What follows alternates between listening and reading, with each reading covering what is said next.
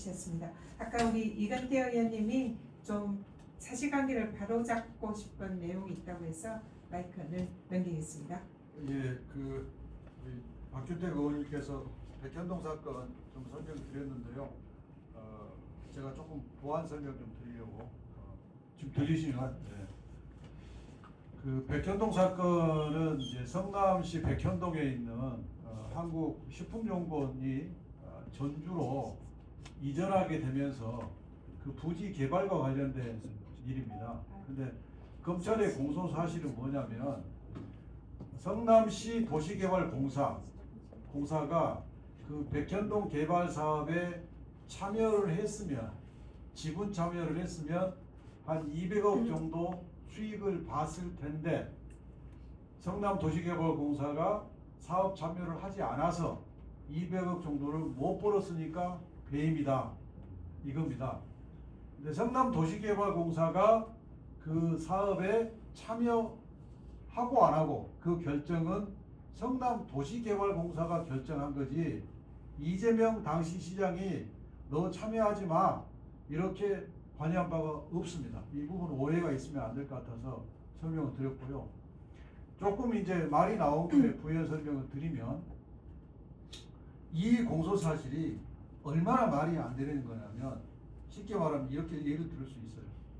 롯데건설 사장이 차를 타고 가다가 네모 반듯한 좋은 땅을 보고 야 저기다 저 땅 사서 아파트 지어서 팔면 한 2천억 벌겠는데 라고 생각을 했어요.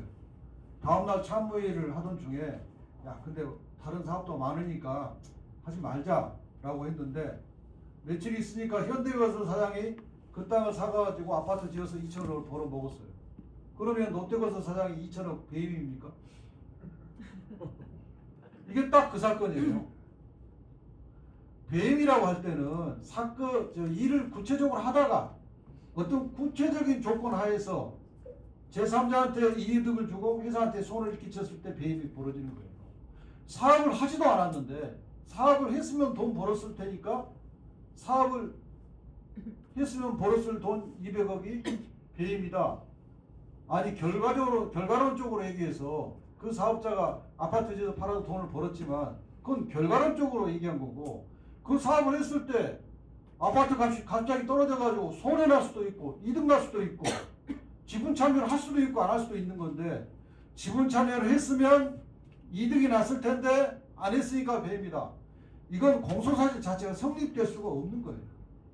또 하나는 그 땅을 그 사업자가 한국식품연구원에서 제 기억을 한 2,500억 주고 땅을 샀어요. 그래서 이제 성남시에 허가를 받아서 아파트를 지었고 했거든요. 그런데 지분 참여를 10%로 하려면 2,500억이면 250억이잖아요. 그럼 250억의 돈을 성남도시개발공사가 그 업자한테 줘야 돼요. 그래야 동업자가 되는 거 아니에요. 10% 동업자가. 그런데 성남도시개발공사의 지방공사법이 어떻게 되냐면 다른 곳에 출자를 할 때는 내 자본금의 10%까지만 할 수밖에 없어요. 250억을 투자를 하려면 내 자본금이 2,500억이 돼야 돼요. 그런데 이 당시 성남도시구공사는 자본금이 한 360억 정도밖에 안 됐어요. 이 360억도 대장동 사업을 하려고 돈을 더 넣어가지고 성남시가 자본금을 올려놓은 것이 딱 그 정도였어요. 그러니까 250억 투자를 하면 2,500억의 자본금이 있어야 되는데 360억밖에 자본금이 안 됐다고요. 그러니까 투자를 할 수가 없는 거예요. 이 당시 성남도시개발공사는 대장동 개발 한참 하고 있었기 때문에 이 백현동 사업에 사업을 할 여력도 없었어, 여력이. 그런데 마치 이재명 시장이 성남도시개발공사가 거기 참여하고 싶은데 하지 마! 라고 시켰다고 지금 공소사실이 그런 식으로 되어 있는 거예요. 그렇기 때문에 백현동 이 사건은 이재명 당시 시장하고 아무 무관하고 이재명 시장이 잘못한 게 전혀 없는데 그걸 가지고 영장을 청구했어요. 그러니까 당연히 판사가 기각하죠.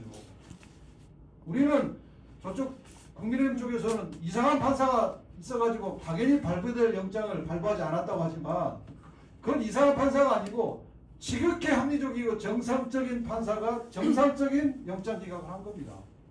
이게 백현동 사건입니다. 네, 네, 감사합니다.